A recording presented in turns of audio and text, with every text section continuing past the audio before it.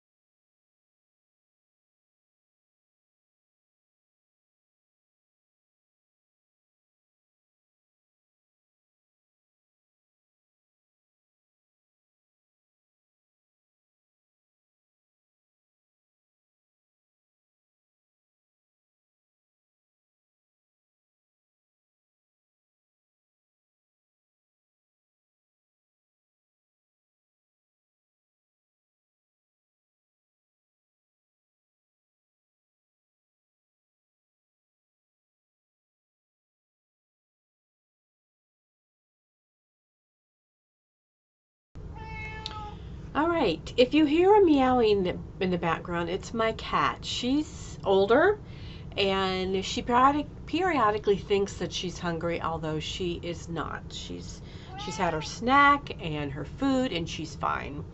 She just sees me in the art room, and she thinks it's time to play or whatever. But anyway, this paper is the Artesia. It's a premium. It's 140 pound. But it is watercolor paper. It's a nice, it's a little nicer than the Canon, and it's just a really nice watercolor solution for you that is affordable.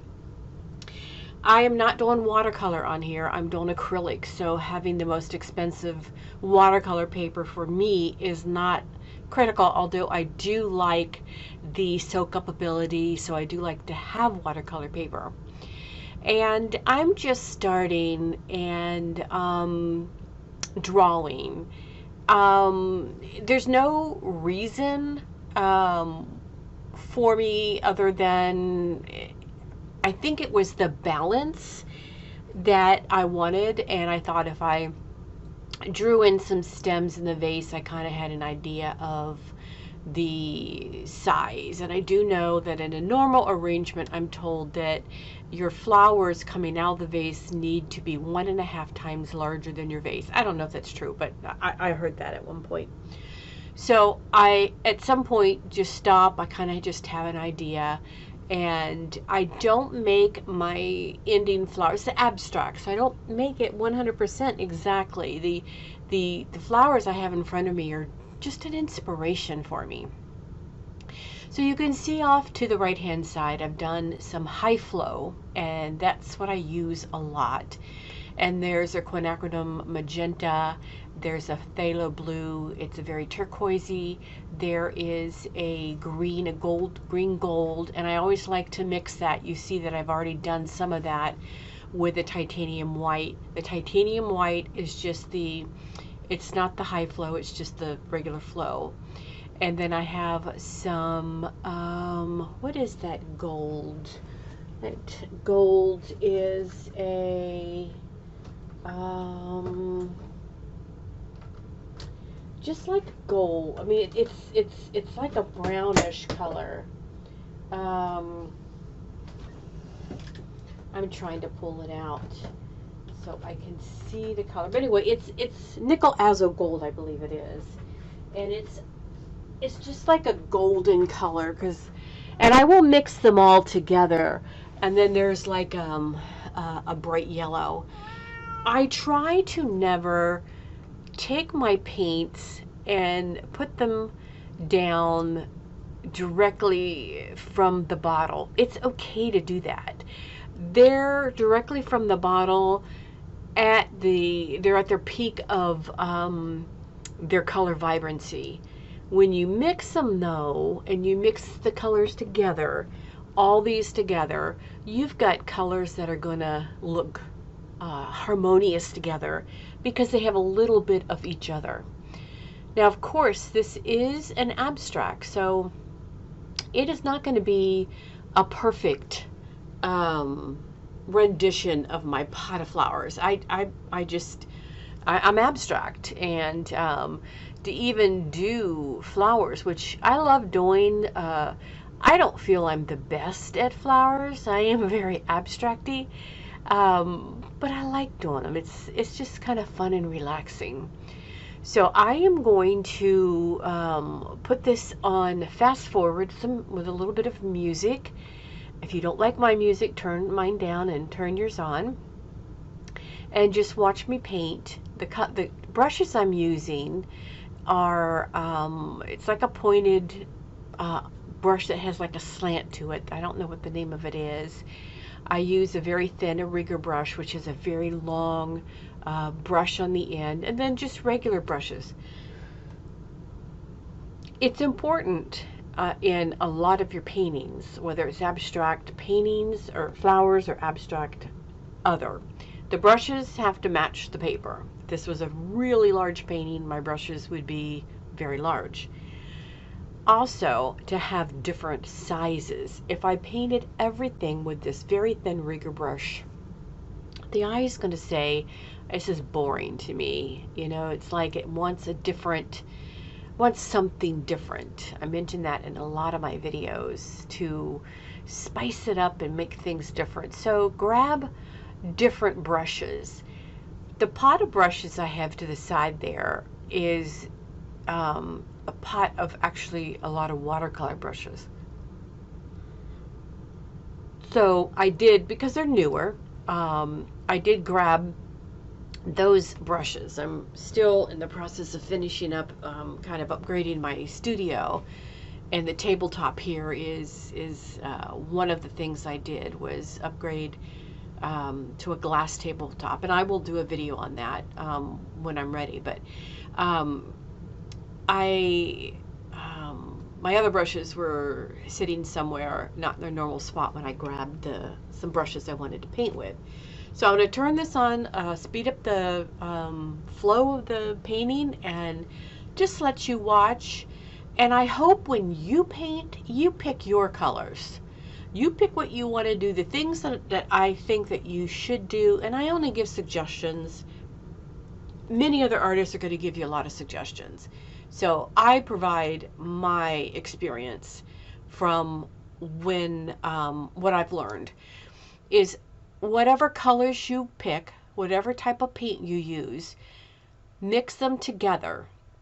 If you have a green, mix a little bit of your yellow into it. If you have a darker green, mix a lighter green. Mix them up so they're all harmonious.